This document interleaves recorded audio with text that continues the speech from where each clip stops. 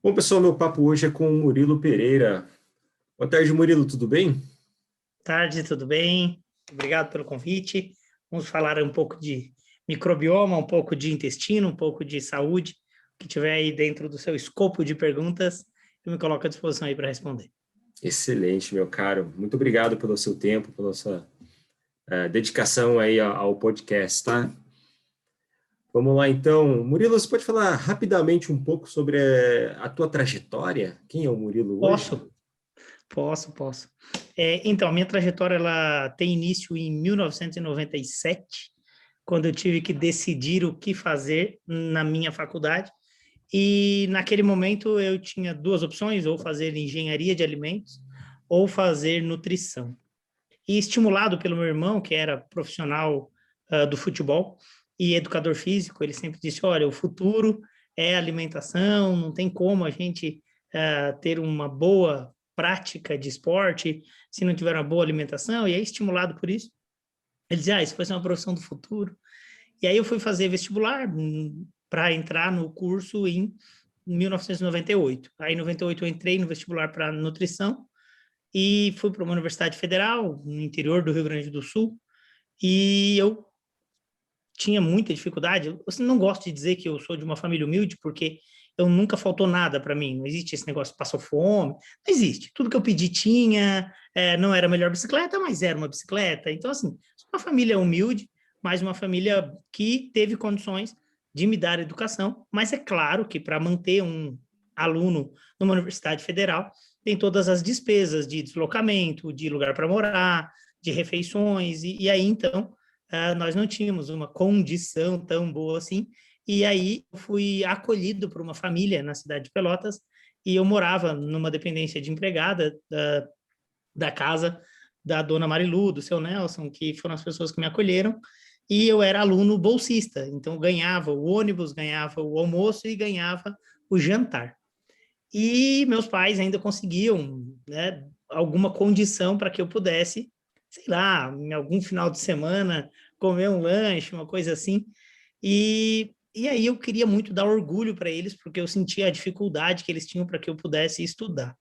Assim, o nível da dificuldade é tanto que a minha primeira escrivaninha para eu poder estudar nessa dependência de empregado não foi uma escrivaninha, porque meus pais não tinham condição de comprar uma escrivaninha.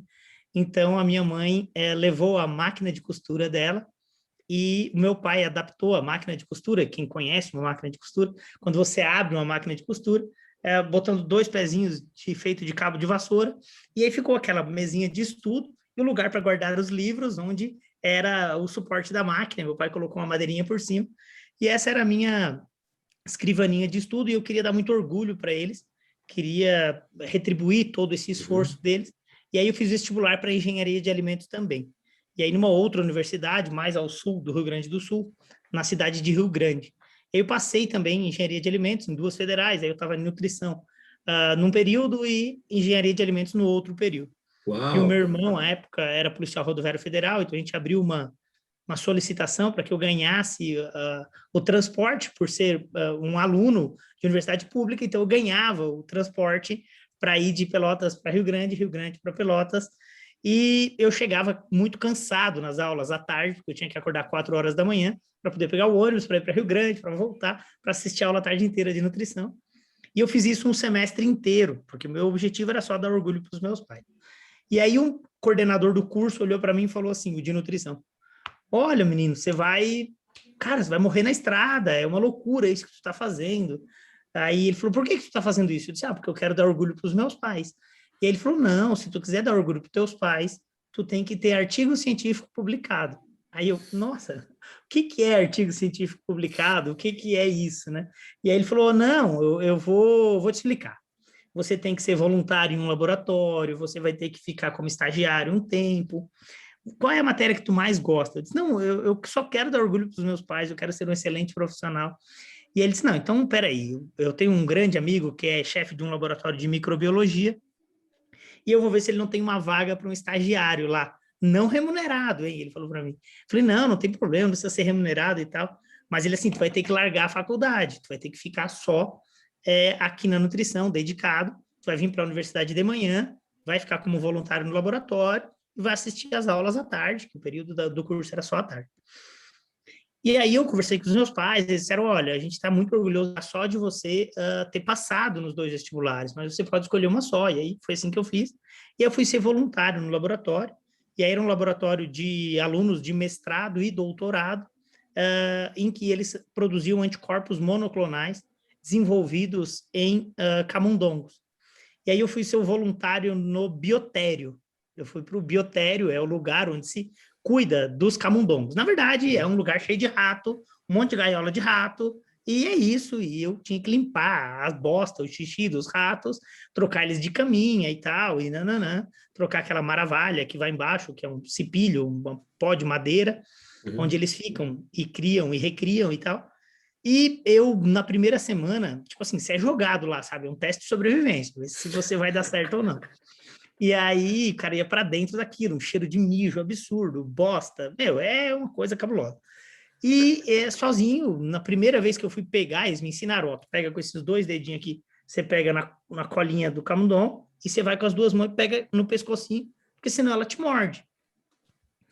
Beleza, né? Aí tu acha que vai ser super tranquilo, porque a pessoa que faz, tipo, demonstrando, é uma prática absurda, ela vai assim, tum, já faz aqui, tum, e já pega. E a hora que eu fui repetir o que ela foi fazer, na primeira que eu fui fazer, eu já tomei logo a mordida no dedo, já derrubei a caixa e já caiu umas 6 caixas com um monte de filhote, um monte de ratazana. Passei ali uma tarde inteira juntando tudo. Sei que eu consegui juntar tudo, mas eu não tinha como saber quantos filhos tinham em cada ninhadinha daquela e tal. Fui juntando, fui botando e deu tudo certo.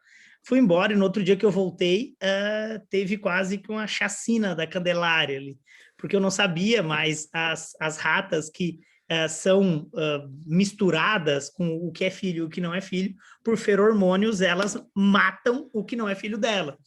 E aí, tipo, cara, foi um caos. E aí, aquilo para mim foi um momento traumático, assim, e aí eu tive que desenvolver uma técnica, e aí eu pedi para a dona Marilu, onde eu morava, um esmalte, e eu cheguei no outro dia e pintei a cabecinha de todas que eram a mãe e todos os filhinhos. Porque se acontecesse de novo, eu não iria colocar errado e tal. Bom, resumindo a história, eu comecei a me dedicar muito a isso, eu era, ainda sou até hoje, em tudo na vida, muito, assim, cai de cabeça e faço começo, meio e fim.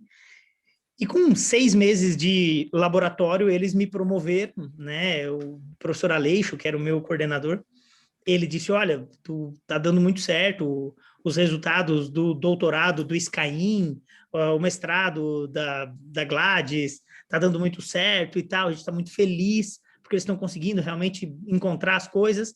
E eu caí nas graças de toda a equipe do laboratório, e eles começaram a publicar os artigos, e como eu fazia parte lá, limpando a bosta dos camundongos, mas eu fazia parte do projeto como um todo, meu nome começou a ir em todos os projetos de pesquisa e tal, e aí fui promovido para ir para dentro do laboratório, e aí dentro do laboratório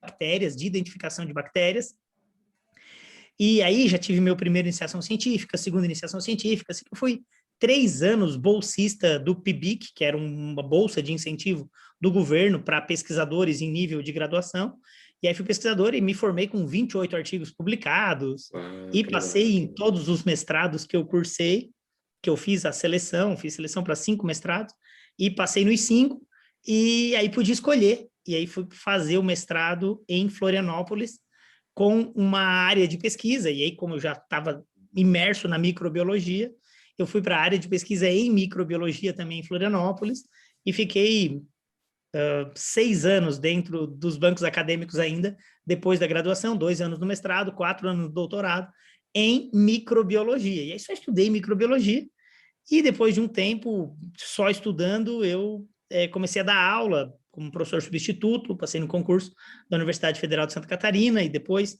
nos níveis técnicos de graduação em Florianópolis, e nesse meio tempo eu fui convidado para montar o projeto pedagógico de uma universidade para criar o curso de nutrição.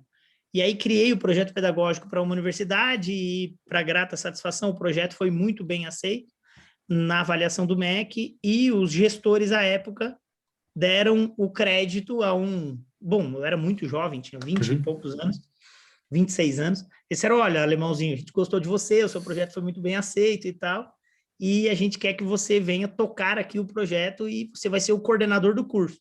Aí eu tinha atingido o ápice da carreira de nutrição, já muito jovem, e eu fui para lá, assumir essa coordenação. E em 2008, daí, eu me formei em 2001, né? Entrei em 98, formei em 2001. Aí, em 2008, eu estava montando o primeiro ano de curso da graduação em nutrição, abri um concurso para oficial da Marinha, e a universidade que eu trabalhava e a sede da Marinha eram muito próximas. E aí eu passei no concurso da Marinha e entrei como oficial da Marinha, fiquei 4 anos como oficial da Marinha e Que coordenando o curso de legal. nutrição.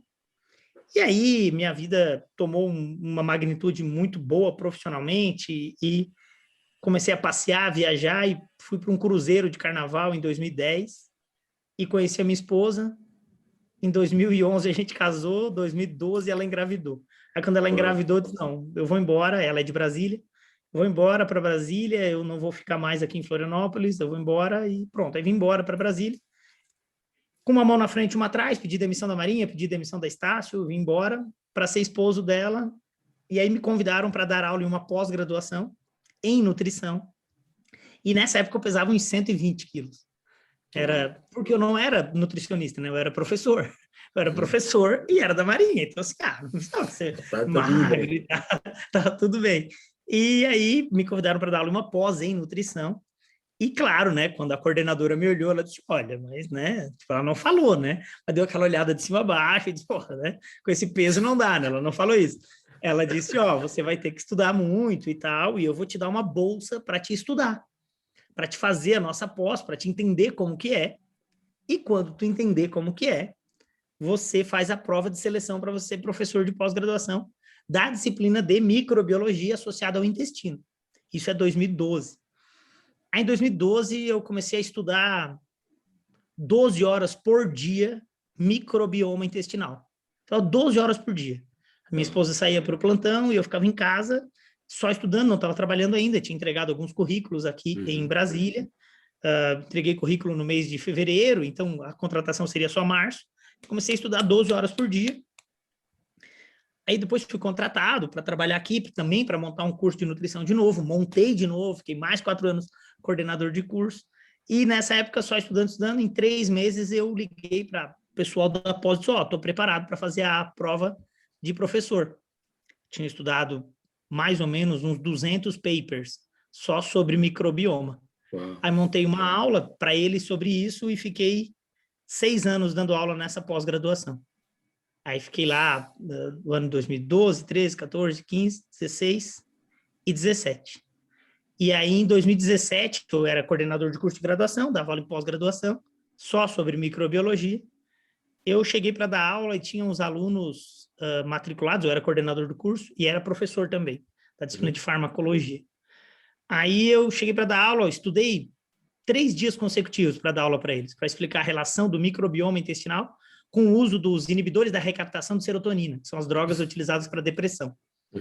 Fiquei estudando igual um louco para dar essa aula, cheguei para dar aula às 8 horas da noite, 7 horas da noite, e tinham 14 alunos em sala e 36 alunos matriculados. Fiquei muito puto com aquilo, porque eu tinha estudado muito para explicar algo que ia melhorar a vida de muitas outras pessoas, se eles aprendessem. Aí eu fiquei puto, eu era coordenador do curso, disse, faz o seguinte, tira qualquer folha aí, escreve o que quiser do que eu vou falar, e quem tiver na sala aqui, só pelo respeito a estar aqui e pelo que eu estudei para explicar para vocês, só por isso vocês já estão aprovados na minha disciplina. Hoje é a prova, mas não estava no projeto pedagógico. Não, mas tá, o coordenador sou eu, o professor sou eu, e é isso, vai ser, pelo respeito por vocês estarem aqui. Beleza, né? Com o advento da tecnologia, quando deu 20 horas, estavam os 36 alunos na sala de aula. Né? Mandaram mensagem um para o outro e tal, e o professor ficou louco, pirou. Quem escrever qualquer coisa no papel vai estar aprovado. E aí eu voltei para casa e conversei muito com a minha esposa e tive a certeza que eu estava no lugar errado, que eu estava entregando conhecimento para quem queria diploma. E como eu estava entregando conhecimento para quem quer diploma, as pessoas têm o direito de querer o diploma. Eu é que não tenho a obrigação de explicar conteúdo para quem só quer diploma. E aí, então, naquele momento, deu 2 dias depois, conversei muito com a minha esposa, eu pedi demissão de tudo e decidi não falar mais para quem quer diploma. E desde então, montei o meu curso, que eu falo para quem quer conhecimento. Então, a partir de então, eu só falo para quem quer conhecimento e quem não busca um diploma. Quem busca, essencialmente, o conhecimento sobre microbioma e intestino. E aí, em 2017, eu montei o curso de nutrição, de modulação intestinal, e desde 2018 eu venho executando o curso de modulação intestinal no país. Já temos aí mais de 4.000 egressos do curso. Cara, que interessante. Que Essa é a minha jornada, história hein? profissional. Que jornada, hein, cara? Nossa, se somar a quantidade de horas em estudo seu aí, vixe. Então, e aí, assim, eu sempre tive muito essa dedicação de estudar os papers relacionados ao meu tema. E desde que eu Uhum. entrei na pós-graduação em 2012, eu estudo uma única coisa. E desde que eu entrei na graduação, a minha dedicação é só a microbiologia. Então, eu posso te dizer que desde 1999, 99 especificamente, de 99 a 2021, eu estudo só microbioma. Olha É o só. que é o que eu estudo mesmo, assim, a fundo é metabolismo microbiano, relação com o organismo. E aí fui professor de fisiologia, professor de disciplinas relacionadas à saúde Uhum. humana, mas especificamente meu tema sempre foi microbiologia. Uhum. Começando a falar um pouco mais sobre microbioma, agora, é interessante a gente explicar que a gente tem o microbioma intestinal, né, e temos outros também no corpo, né? O Então, eu corpo acho que todo, assim, ele...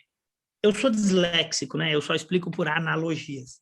E essa é a minha metodologia pedagógica de ensino. Então, eu costumo dizer que o ser humano, ele é um bioma. Então, assim, o ser humano seria o bioma Pampa, ou o bioma Cerrado, ou o bioma Pantanal, ou o bioma Amazônia. Então, assim, ele é um local próprio para a sobrevivência de inúmeros micro-organismos. Então, nós temos o microbioma da pele, o microbioma da cavidade oral, o microbioma da fossa nasal, o microbioma do pavilhão auditivo, do globo ocular, o microbioma sanguíneo, o microbioma do intestino. O que gera uma notoriedade maior ao microbioma intestinal é porque nós temos a maior área de exposição ao meio externo é o nosso trato gastrointestinal. Nossa maior área de exposição ao que está do lado de fora não é a nossa pele, é o nosso tubo digestivo, que tem inúmeras microvilosidades que dão, em extensão, uma área infinitamente maior do que a área da nossa pele. Então, o que nós temos mais Olha, contato com o meio externo é o nosso intestino, e é onde a gente precisa absorver absolutamente todos os nutrientes que vão fazer a máquina funcionar. Então, esse microbioma que está no trato gastrointestinal confere uma influência maior do que os demais. Não quer dizer que ele é melhor ou pior, mas é porque é uma área maior. Então, vamos dizer uhum. assim que no bioma Amazônia, nesse bioma clássico da região amazônica, o que predomina lá é a importância dos animais aquáticos, porque tem muito mais água do que árvore. Então, é óbvio que lá o que é mais importante seria estudar os animais, os peixes que estão no ambiente aquático. Não quer dizer que os outros não sejam importantes, porque são, mas é por tamanho, justamente, do microbioma e por se estudar muito as doenças crônicas não transmissíveis. E essas Uhum. doenças crônicas não transmissíveis, durante pelo menos aí 50 anos de ciência em saúde, especificamente baseado na medicina, baseado em evidência, não se procurou a causa. Basicamente, se procurou fármacos para dar mais tempo de vida e não fármacos que fossem atuar na causa. E hoje sabe-se que existem causas para as doenças crônicas não transmissíveis. E dentre as causas, uma delas é a mudança do microbioma induzido por um padrão alimentar chamado de dieta de padrão ocidental. Olha aí. Interessantíssimo.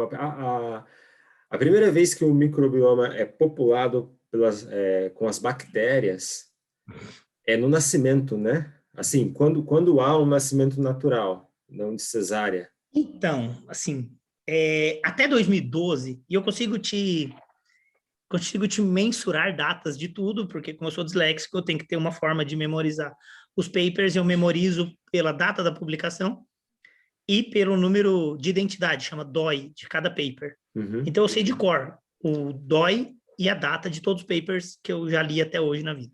Então, mas isso não muda nada a vida de alguém, né? Absolutamente, porque não é uma coisa que alguém precisa saber. Mas eu te dou temporalidade em tudo. Até 2012. E aí, por que até 2012? Porque os estudos que são publicados em 2012 são os estudos que são conduzidos com análises de microbioma de 2007 a 2012. Porque as grandes publicações, os reviews, eles levam em consideração os últimos anos de ciência. E para te ter poder de publicação de uma review, tu tem que ter a maioria dos artigos citados dos últimos 5 anos. Uhum. Então, as reviews de 2012 traziam informações sobre as publicações de 2011, 10, 9, 8 e 7.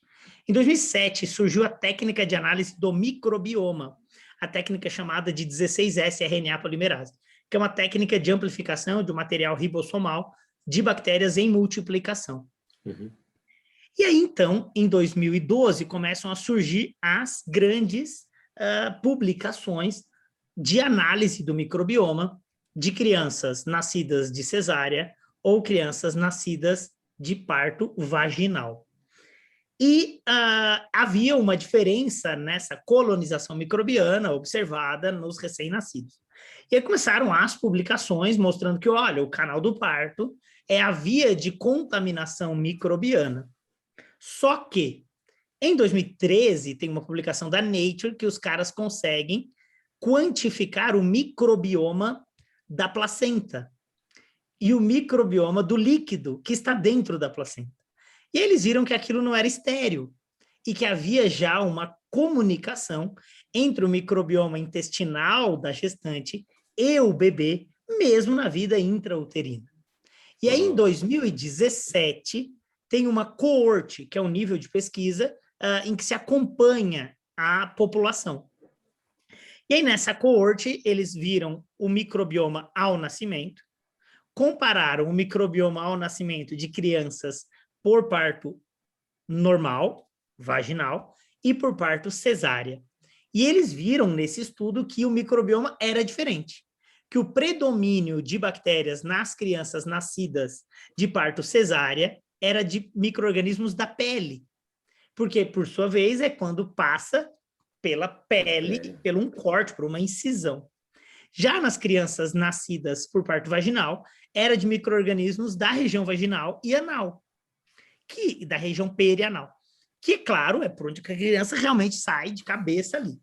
Só que, nessa coorte, eles acompanharam essas crianças por várias semanas, e a conclusão é que, com 6 semanas de vida, as crianças, independente do tipo de parto, retomam o microbioma em predomínio da mãe, desde que tivessem sido cuidadas por essa mãe. E que as crianças passam a ter o microbioma da mãe. E aí mudou a terminologia a ser utilizada para a forma de contaminação inicial da vida. E aí hoje se fala em transmissão vertical ou transmissão horizontal. E não mais se amarra o benefício ao tipo de parto, mas sim ao cuidado no início da vida. Então, se essa criança tem um cuidado no início da vida, é uma criança lambida, beijada, agarrada pela mãe, ela adquire o microbioma da mãe. E se a mãe tem o microbioma em equilíbrio, ok. Então, qual é o grande alerta que eu faço? Porque às vezes as pessoas vão lá, fazem um parto humanizado, gastam 20 mil reais para um parto humanizado, e quem fica lambendo, beijando essa criança é a secretária dela que peida fedorento e tem o cocô podre. E é quem fica lambendo a criança todo dia. E não é a mãe porque teve um parto humanizado, é uma atriz global e vai trabalhar, e quem fica lá é a secretária, cara. Então, assim, tipo, as pessoas perderam a noção da contaminação vertical, que é a contaminação mãe-bebê. ou pai, bebê, mãe, bebê, familiares de primeiro grau e bebê. E contaminação horizontal, que é ambiental, de quem está próximo a esse bebê, inclusive cães, cachorros, gatos, animais domésticos, micro-organismos do solo. Então, a contaminação vertical é, sim, o momento onde a gente ganha o primeiro start do microbioma. Muito embora isso já aconteça dentro da vida intrauterina. Que interessante, cara. Eu tinha Só uma uma mudança visão... de paradigma, isso mudou em 2017. Tem Até 2012, médicos... tudo falou, e como Tem tu me perguntou, estava certo. Isso. Tem médicos que acreditam nisso até hoje, né? Eu acompanho a vida de alguns médicos por O que aí, eu vou te e dizer? ainda assim eles fazem aquele banho, né? Tipo, nasce de cesárea e eles fazem aquele banho, né? Passam o pano na vagina Isso da é mãe. cultural em algumas regiões. Existem cholas que são treinadas, mães de parto, amas de parto, Uhum. a deixar gases na região perianal para envolver esse bebê. Não tem nada Isso. de errado nisso, não vejo isso como um grande erro. Mas não adianta nada disso se depois a mãe dá uma depressão pós-parto, quem vai cuidar é a avó. Talvez seja ótimo, porque a avó, porque viveu tanto, tem um microbioma ótimo e vai passar um microbioma bom para esse bebê. Então, assim, eu acho que a gente tem que ser mais técnico nas Uhum. informações e menos achismo. E aí, a evidência científica hoje, é uma coorte publicada na Nature Medicine. Então, assim, é difícil questionar um nível de ciência desse com algo que não tem absolutamente nenhum conflito de interesse com a formação de um fármaco. Porque quando você tem estudos desenhados, randomizados, controlados, para validar uma droga, é uma coisa. A outra é quando você estuda um ecossistema, uma descoberta desse nível, sabe? De mudar paradigmas. Eu acho que a ciência é isso. É uma busca incessante pela resposta. Só que o que move a ciência não é a resposta, são as perguntas. Então, assim, as perguntas sempre foram, mas o que muda esse microbioma? E eu faço uma outra analogia com você. Existe uma bactéria chamada Proteus mirabilis. Existe um outro micro-organismo, que é um micro-organismo contaminante, que tem relação com doença das vias aéreas. E esse micro-organismo, ele é comum na região vaginal da gestante. E aí, quando a mulher tem uma contaminação por isso, se faz uma swab para detectar Streptococcus agalactiae. Então, você pega um swab ali, depois da, sei lá, 36ª semana, quando já está indo para o momento de parto, a gineco, e eu falo isso com muita certeza, porque minha esposa é ginecologista, então você faz o teste de swab vaginal O que é para o ver se suave, essa... só para eles saberem o que a gente está falando? O swab é uma caneta com algodão na ponta. Ah, sei, ok. É um swab, um cotonete grande. Um Pronto. cotonete. Melhor analogia, um cotonete grande. Então você passa swab, um cotonete grande na região vaginal, e vai avaliar se existe ou não a presença do Streptococcus agalactiae ou Proteus mirabilis, mas Streptococcus agalactiae é o que mata a criança por insuficiência respiratória e infecção pulmonar pós-nascimento. Caraca. Então, é comum que, se a mulher positivou isso, ela tenha que tomar pelo menos 7 dias de antibiótico de amplo espectro antes do período do parto. Isso destrói o microbioma dela? Então eu te pergunto, o que é mais importante, é o tipo de parto ou a contaminação vertical? Cara, o tipo de parto, então, é irrelevante. Ele só é relevante se, primeiro, tem um microbioma saudável na mãe. Sim. Segundo, não teve uso de antibióticos. Então, assim, tem várias questões para te afirmar que é absolutamente um tipo de parto que muda a história da colonização microbiana em um bebê. E não é exclusivamente só o tipo de parto, e sim esse contato no início da vida. E não necessariamente só no ato. Porque tem muitas mães que se culpam, se frustram, porque tentaram e não conseguiram e tiveram que fazer cesárea. Cara, que bom que existe a técnica de cesárea. Exato. Que bom que tem um profissional ali habilitado para fazer o seu parto. E a partir de agora é contato com esse bebê. Tentar amamentar, contato próximo, carinho, amor. É isso.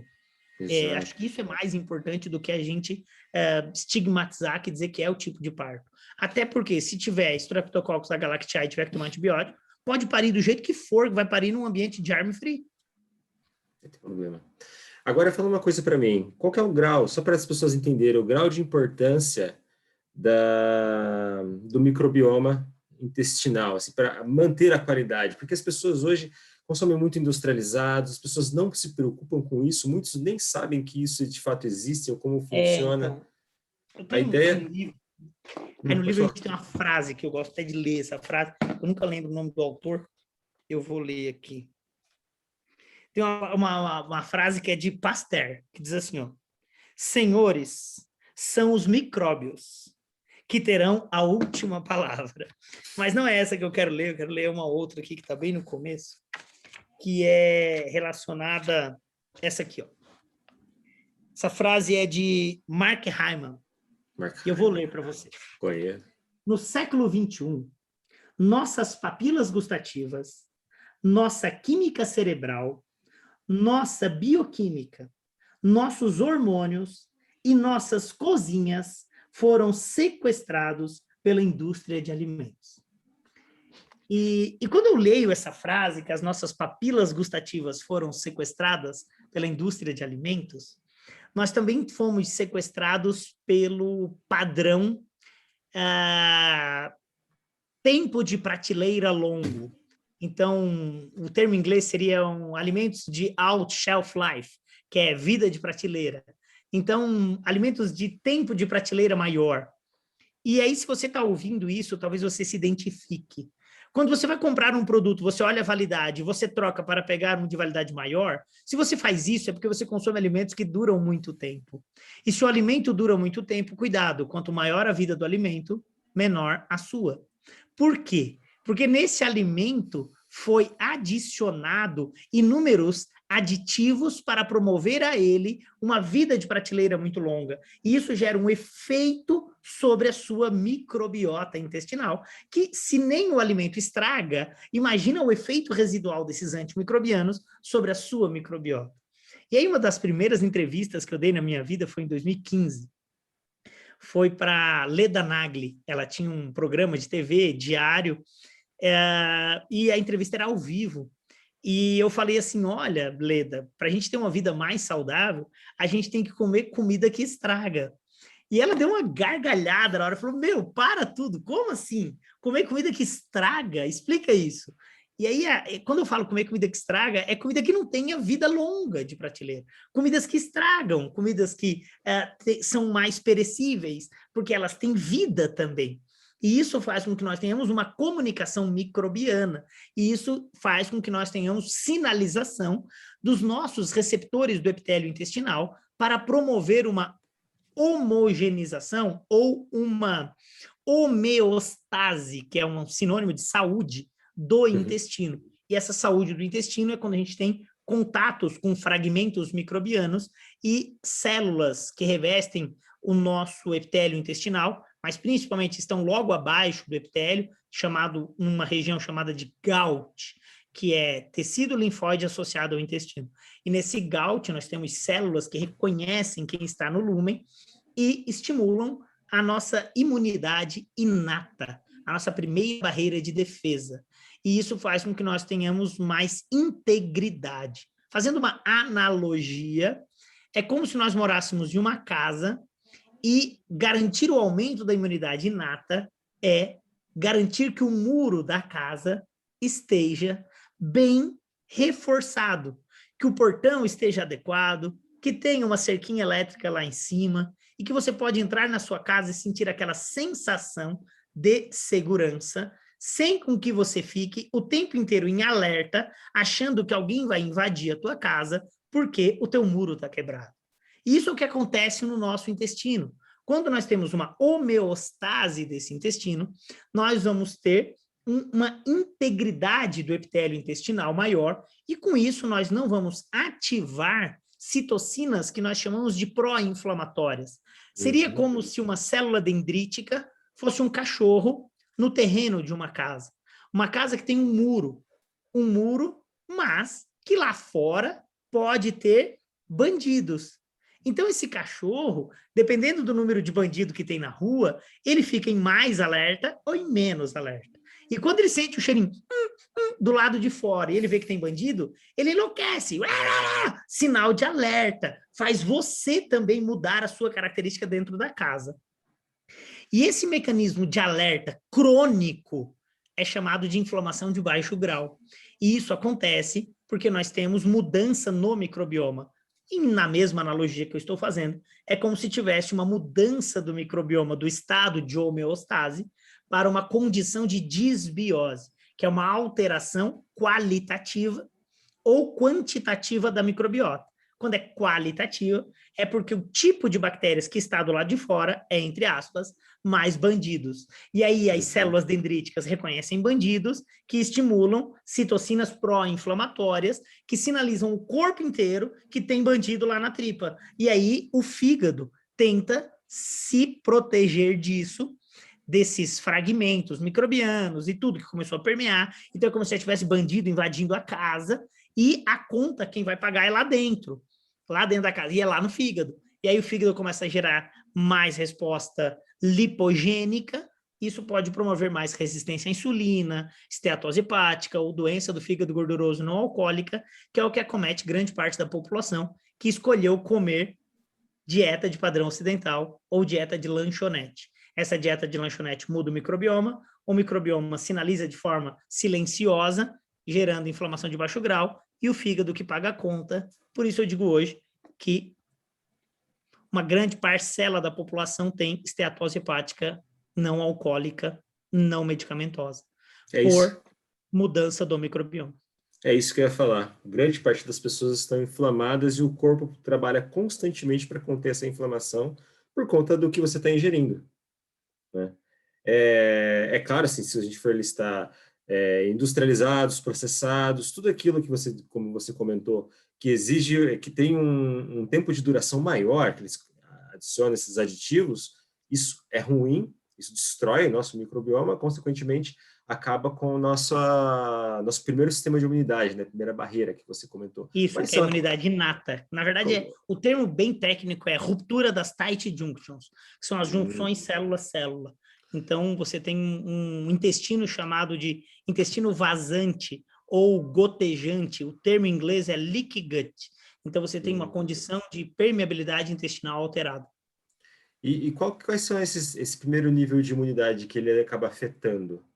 Assim, para a pessoa, assim, diretamente. O primeiro nível já é lá no estômago. Nós temos uma defesa estomacal que chama pH ácido.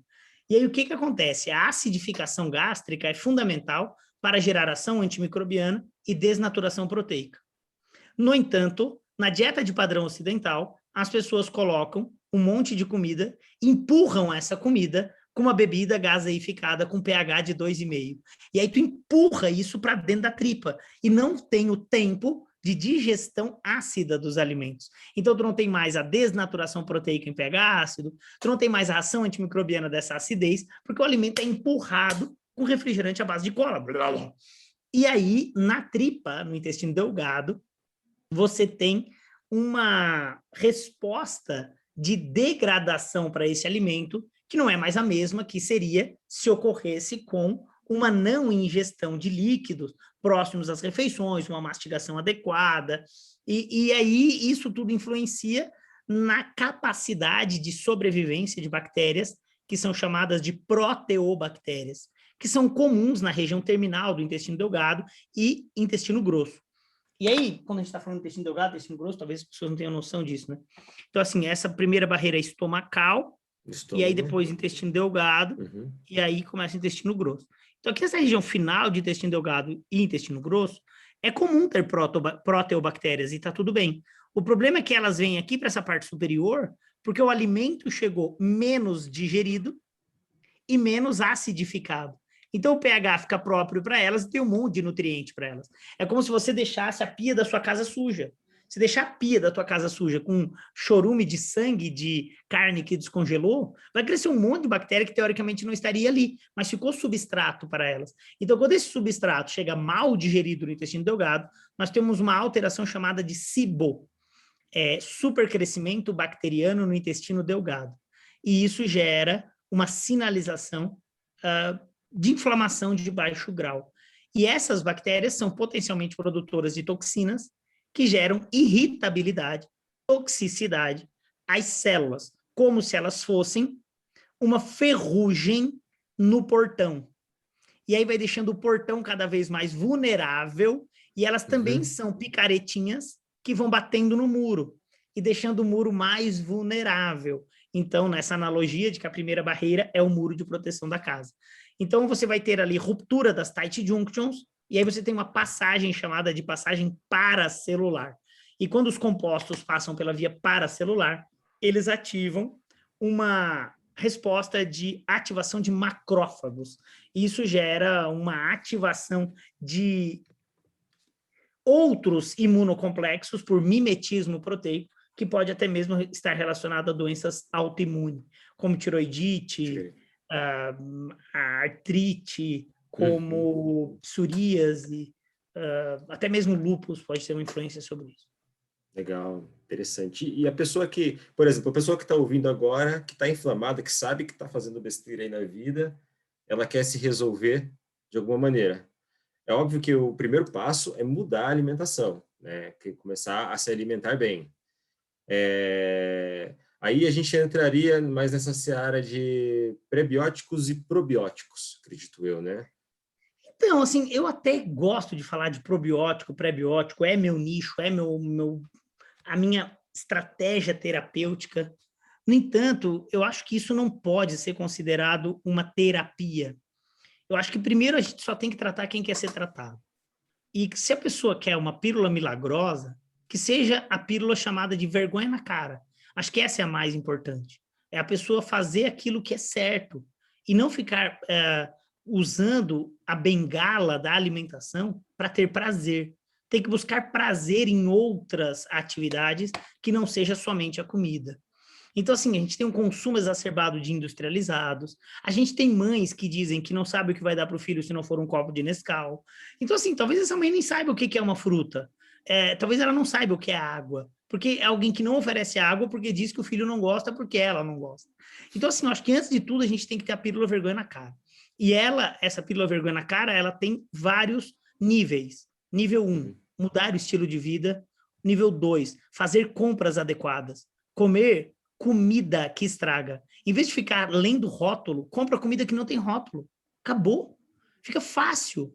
Eu não sei interpretar rótulo. Beleza, não compra nada que tem rótulo. Já vai resolver, cara.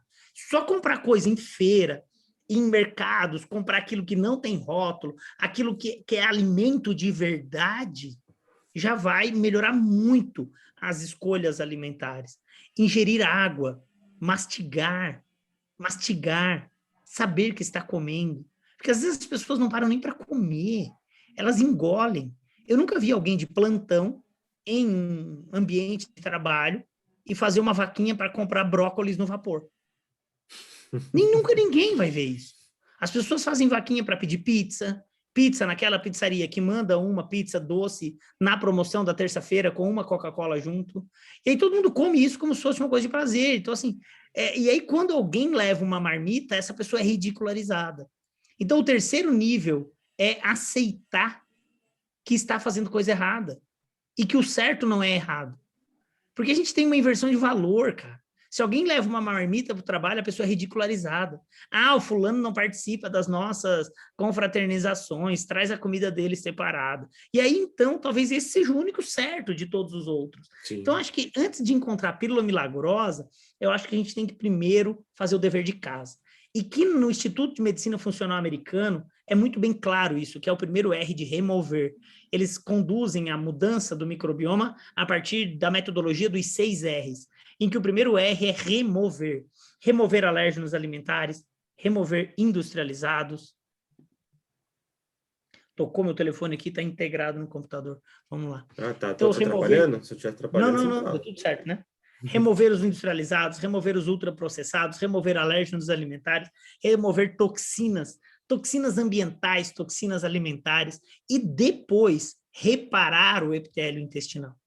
Eu participei de um projeto nos últimos 3 anos para desenvolver um produto que pudesse otimizar o reparo epitelial intestinal. E na composição dele tem vitamina D, glutamina, glicina, tem beta-glucana de levedura, tem nucleotídeos, tem vitamina C, tem zinco. Então, ele é um sinergismo para recuperar muro. Então, na mesma analogia, você tem ali o pedreiro, o cimento, o tijolo, o ferro, você tem a argamassa, tem tudo que você precisa para reparar esse epitélio. Então, você vai dar um nutriente, essa etapa de reparar o epitélio intestinal. Então, o primeiro suplemento seria esse, sabe? Remover todos os lixos alimentares, reparar o epitélio. O nome comercial dele é Guardian. É um sachêzinho aí de 5, 10 gramas, você vai ingerir um por dia durante 30 dias. Ou usa glutamina, que é um aminoácido também que tem capacidade de ser muito utilizado pelas células do epitélio intestinal. Aí tem um monte de questionamento sobre glutamina, né? Ah, mas não melhora a imunidade. Não, os marcadores de imunidade sistêmica não. Ele melhora a imunidade inapta, a imunidade do epitélio intestinal, porque ele é justamente consumido pelas células do epitélio intestinal e vão favorecer a multiplicação dessas células, ou seja, o reparo desse muro de proteção. E depois ainda vem a etapa de recolocar, que é recolocar umas enzimas digestivas, melhorar a digestibilidade alimentar, melhorar a produção de ácido clorídrico no estômago, fazer com que nós tenhamos uma adequada produção de ácido graxo de cadeia curta, butirato. E aí sim vem o reinocular, que é o R do reinocular probióticos, que é o quarto R. E aí sim entrariam os probióticos. Só que o que vai perpetuar o benefício do uso dos probióticos são os pré-bióticos, que é o que vai garantir a nutrição das bactérias boas no intestino. Só que é isso tudo, o pré-biótico já entra lá em cima no remover. Porque se você remover os alérgenos, os alimentos ultraprocessados, obrigatoriamente você vai comer comida que tem fibra. E aí você já vai fazendo simultâneo os pré-bióticos e usa os probióticos pontuais, 12 semanas e tal. Existem alguns no mercado brasileiro. Eu, particularmente, gosto muito de um produto chamado Synfor, que é um produto da Vitafor, que tem um blend de 5 cepas. Acho que é um dos probióticos mais antigos do mercado brasileiro. Já deve estar mais de 15 anos no mercado brasileiro. Então, assim, tem uma amplitude de utilização, segurança de uso, e eu gosto muito, acho que é um bom probiótico. Usarei por umas 12 semanas. E tem que abusar de flavobióticos, como cúrcuma, compostos fenólicos, ômega 3, tudo isso vai auxiliar nesse processo. E aí os dois últimos R's é o reequilibrar o estilo de vida, que se não reequilibrar a nossa condição de estresse, as nossas prioridades, e o último R seria o reavaliar, para quem fez todas as prescrições, tem que avaliar e reavaliar o porquê de cada uma das prescrições. Interessante. Você comentou do estresse. O estresse ele traz uma alteração no Então, a grande maioria das publicações que traz essa comunicação cérebro-intestino chama de comunicação bidirecional, que é intestino-cérebro, cérebro-intestino. E na comunicação cérebro-intestino, a via de interferência no microbioma é a via chamada de eixo HPA, que é o hipotálamo, hipófise e adrenal. Então, HPA de hipotálamo, P de pituitária e A de adrenal. Então, esse eixo HPA, ele faz com que aumente a produção de cortisol, quando a gente tem uma condição de estresse elevado. E os glicocorticoides geram aumento de gliconeogênese, aumentam o pulso circulante de glicose, geram depressão de glutamina, diminui o tônus das tight junctions, além de promover uma mudança no microbioma. Olha aí, então tá uma alteração. O último bloco de perguntas que eu queria fazer para você é com relação ao cocô. O que o cocô pode nos dizer como feedback do nosso microbioma? Então, até 2019, nós tínhamos muito empirismo sobre isso. E já havia uma determinação sobre o tipo de cocô produzida por um grupo de pesquisadores que chama escala de Bristol, que é quando se quantifica ou se classifica os tipos de cocô em 7 grupos, que é o tipo 1, tipo 2, tipo 3, tipo 4, tipo 5, tipo 6 e tipo 7. Estou pegando aqui no livro para mostrar. Essa é a escala de Bristol, né? Ela quantifica em 7 grupos, E essa escala de Bristol, até eu tenho uma escala gigante aqui, bom, ela tá lá, que é uma escala que eu mostro isso em todos os cursos, para todos os alunos, que eu acho que o cocô, ele é o que nos representa, é aquilo que a gente produziu todos os dias.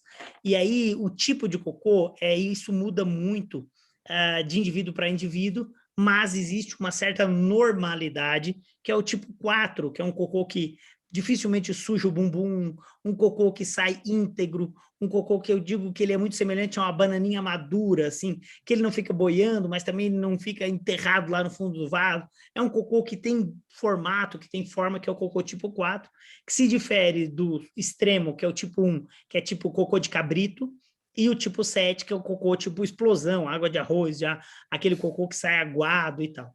Então, só pela forma, você já consegue dizer mais ou menos o que a pessoa tem. Uma pessoa que tem muito mais cocô tipo cabrito, fezes cápricas, é uma pessoa que tem muito mais probabilidade de sensibilidade alimentar. Existe, às vezes, um alérgeno alimentar nessa alimentação que promove um efeito opioide, que diminui a motilidade do epitélio intestinal. Já um cocô tipo explosão, cocô com muco, ele é característico de um processo inflamatório intestinal. Já tem inflamação, já é uma coisa mais crônica. E o cocô tipo 3, tipo 5 ali, 4, 3, 4, 5, já é o cocô que tende à normalidade. E aí a cor do cocô reflete muito sobre a nossa saúde. Quando ele está muito mais amarelado, esbranquiçado, pode ter algum problema na nossa vesícula biliar. Quando é um cocô que está muito preto, pode ter um sangramento, e aí é importante avaliar uma colonoscopia. Quando tem um cocô com muito vermelho, pode ser sangue vivo, pode ser um sangramento baixo, ou pode ter comido beterraba, que daí não tem problema algum. Então, assim, não dá para se apavorar com cor de cocô. Mas uma criança, ainda na etapa de fralda, que tem um cocô muito esverdeado, tipo um escarro, gosmento, é característico de APLV, alergia à proteína do leite de vaca. Então, o cocô hoje, ele nos dá sinais de avaliação nutricional, que é o título do livro, né? Que é Semiologia na Prática Clínica, que são os sinais, avaliação de sinais e sintomas para os desequilíbrios nutricionais. E aí tem um capítulo inteiro só sobre cocô. Olha aí, cara, que legal. Vai falando do seu livro. Então, eu nem gosto de falar muito dos livros, porque esse mesmo de modulação intestinal, ele só é comercializado para quem faz o curso. Então, ele não é um livro que você pode comprar e tal, ele é um livro completamente didático, sabe? Ele é ilustrado, ele tem mais de 60 ilustrações, e são ilustrações baseadas em artigos científicos, que tem também 20 QR Codes para aulas, então o vídeo é completamente ilustrado, tem mais de 60 ilustrações e tal. Eu vou de qualquer maneira... De qualquer maneira, eu vou deixar o link do seu curso. Eu acho que não tem nada aberto ainda. Não tem, eu vi agora, não tem turma ainda aberta. A gente não está com inscrições abertas para o segundo semestre, mas vai abrir para o segundo semestre de 2021. Então, abrem inscrições para uma turma 100% online e inscrições para a turma de Salvador e para a turma de Rio de Janeiro. São 3 turmas no segundo semestre. E o outro livro, não. Esse é um livro de leitura mais agradável, e ele é super acessível também, diferente do outro. Esse é um livro de Semiologia na Prática Clínica, que é meu e da doutora Denise Carreiro. Esse livro custa R$85, então assim, e ele tem frete grátis, então o valor é quase que simbólico, porque o frete é grátis e tal. A ideia é despertar o interesse por um olhar da saúde, sem ser a medicina baseada em evidência, mas sim nos sinais e sintomas dos pacientes. Excelente. Eu tenho umas perguntas aqui, não sei se a gente tem um tempinho ainda. Vamos lá. Vamos lá. Quando você tem um estilo de vida normal que eu me refiro, às vezes você come certo industrializado, às vezes você come coisas boas e tudo mais, a pessoa quer saber se a utilização da kombucha, que agora é popularizada, isso traz de fato um benefício ou algo mais marketing? Sobre kombucha, eu respondo rapidamente. Kombucha é um excelente substituto do refrigerante. É uma bebida gaseificada, adoçada. Então, ele é muito melhor que refrigerante. Para ser melhor que refrigerante, não precisa ser muito bom, né? Mas não quer dizer que kombucha não é muito bom, porque é muito bom. É um resultado da fermentação microbiana de um SCOBY que depende da presença de oxigênio. Então, ele é por micro-organismos aeróbios, diferente de tudo aquilo que nós temos no nosso intestino, que é uma predominância de micro-organismos anaeróbios. Então, é um pouco diferente do kefir, por exemplo. Kefir já é microaerófilo. Então, o kombucha ele é um fermentado de chá, saborizado com um suco, e que tem uma fermentação desses açúcares, e que tem ali os pós-bióticos, que são os metabólitos produzidos por esses micro-organismos. Nem todas as pessoas tolerarão, mas aquelas que toleram, têm benefício sim o seu consumo, mas a gente não pode comparar isso com uma probiótico terapia, e não é achar que pode comer o cheeseburger do Big Nagger, do Bonegger, e tomar um kombucha, porque daí sim vai virar um baiacu. Aí vai dar merda. Ai, cara. Para muitas pessoas que praticam musculação, né, eles têm aquele costume, não sei se é bom ou ruim, vou perguntar agora, de utilizar Danone como um dos elementos para ajudar na digestão. Isso de fato Danone? funciona? Será que é Danone? É Danone mesmo, esse Activia, esses Não, tá, é que assim, Danones aí. é que o Danoninho, Tá. Danone é uma marca Sim, é. ampla de lácteos, né? Uhum. Iogurte é uma coisa, o Danoninho, que é da Danone, ele não é iogurte, aquilo é queijo. Tanto é que a Sim. primeira propaganda dele era um queijinho que vale por um bifinho. Essa era a primeira propaganda, um Danoninho, um queijinho que vale por um bifinho. Essa era a propaganda. Então, aquilo é um queijo, é um coagulado de caseína, saborizado, adoçado e tal. Iogurtes, de maneira geral, são fermentados com bactérias acidoláticas, de fermentação rápida, de 2 a 3 horas, e são adicionados de leite para ganhar uma consistência e um ganho em escala da produção. O que a gente tem de benefício com bebidas derivadas de leite é os iogurtes de fermentação longa, fermentação lenta, que você gera uma eliminação quase que total da lactose. Então, os iogurtes podem ser um bom alimento, sim, para pessoas que toleram principalmente caseína, e não são todas as pessoas que toleram, mas aquelas que toleram, o iogurte é um bom alimento, desde que não seja um saborizado. E aí, a gente entra naquela mesma coisa, né? Na legislação brasileira, para ser chamada de iogurte, precisa ter pelo menos 60% de iogurte. O resto pode ser qualquer outra coisa. Então, iogurte, que é iogurte, tem que ter 100% iogurte. Aí, 2 ingredientes, que é leite e fermento lácteo. Isso é um iogurte. Interessante. E uma última pergunta. Para mulheres grávidas, vale a pena a utilização de lactobacilos para melhorar a microbiota? Vale, é seguro, é recomendado. A utilização de probiótico terapia na gestante diminui, inclusive, a resistência à insulina durante o período gestacional. Então, melhora os quadros de diabetes gestacional. Então, dar probióticos durante o período gestacional é, sim, recomendado e é também indicado. Muito contrário do que se achava antigamente, que poderia ser contraindicado, porque estimulava a imunidade e tal. Não, os probióticos são excelentes aliados durante o período gestacional, da mesma forma que vitamina D e ômega 3. Talvez sejam os 3 suplementos indicados durante o período gestacional. Excelente. Perfeito. Bom, pessoal, conversei hoje com o Murilo Pereira. Murilo, muito obrigado pelo seu tempo, muito obrigado pela sua participação. Eu tenho certeza de que o que você disse aqui vai mudar a vida de muita gente, cara. Valeu mesmo. Valeu, eu que agradeço. Um abraço.